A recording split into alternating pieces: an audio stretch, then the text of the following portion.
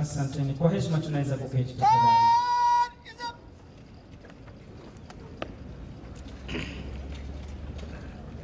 Mgeni protector, the most powerful and the most just.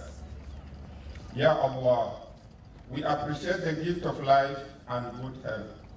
We give you all the honor and glory for what you have done to us in the past, what you are doing for us, and what we wouldn't have achieved such a remarkable victory in the battlefield. Ya Fatah, the opener of all portals, as we mark the opening of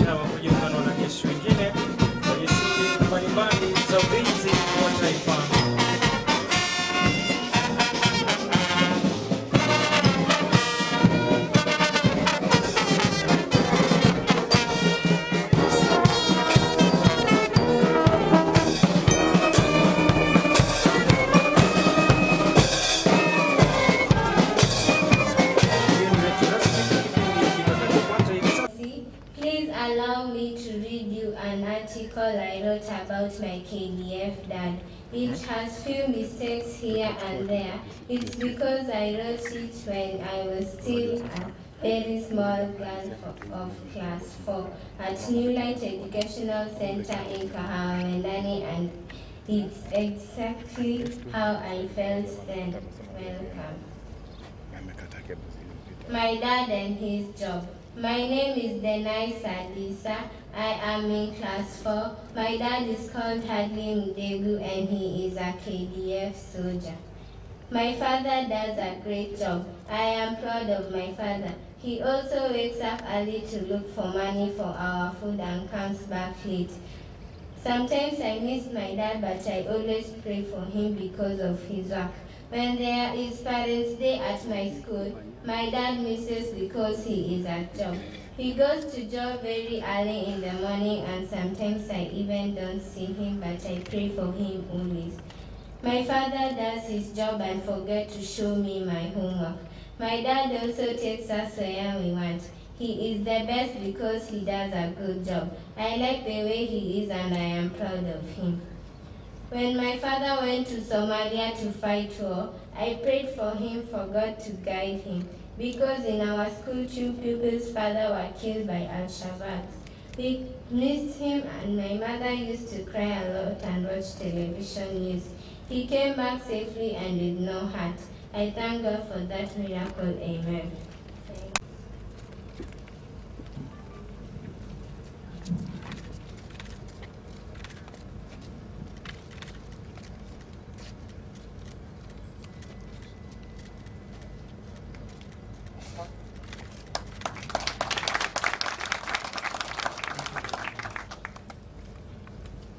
The President of the Republic of Kenya and Commander-in-Chief of the Kenya Defense Forces, distinguished guests, ladies and gentlemen. Your Excellency, sir, the book entitled The Soldier's Legacy, which you are launching today, highlights the evolution of the Kenya Army for over 55 years. To that end, the story of the Kenya Army is one of deep-rooted commitment and resilience, for which I, as the editor-in-chief of this maiden edition, was privileged to be part of the team that pieced it together. The path leading to the production of the Kenya Army story took many months of rigorous reviews and research to ensure it delivered. It was a unique experience that gave the editorial team an in-depth understanding of the dedication of Kenya Army soldiers towards service to this great nation. Our interaction with the retired and serving personnel revealed profound insights into the true meaning of patriotism. The following questions. What is the aim, the audience, and the message? To this end, Your Excellency, I made the following observations. That this book has a clear aim. It is a celebration by the Kenya Army marking 55 years of dedicated service to the nation. It is a story about the history, day-to-day practices, experiences, and achievement of the Kenya Army in serving the people it is mandated to defend and protect, as narrated by the Army soldier. Kenya Defense Forces is therefore celebrating the Army soldier with the soldiers and their families, and inviting fellow Kenyans to celebrate these gains with them in a colorful and memorable way that is enshrined and immortalized in this book. Therefore, Your Excellency, the Soldier's Legacy is targeting and appealing to a wide audience that is threefold. First, the Kenya Defense Forces Army soldier and the Army leadership. Second, the families of the Kenya Defense soldiers. And thirdly, every Kenyan citizen, the Mwananchi, for whose security, survival, and human development the Kenya Defense Forces, for that matter, the Kenya Army exists. By so doing, the book connects with the social reality and the Kenyan condition with touching gratitude, pride, and honor.